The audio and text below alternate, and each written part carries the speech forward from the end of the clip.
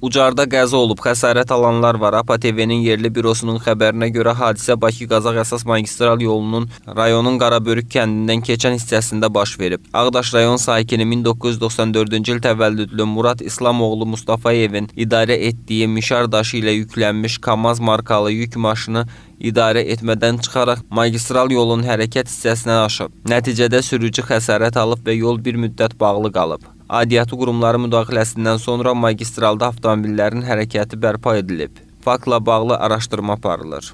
Zahid Abışov, Devran Əskərov, Fərid Yusifov, Ucar APA TV.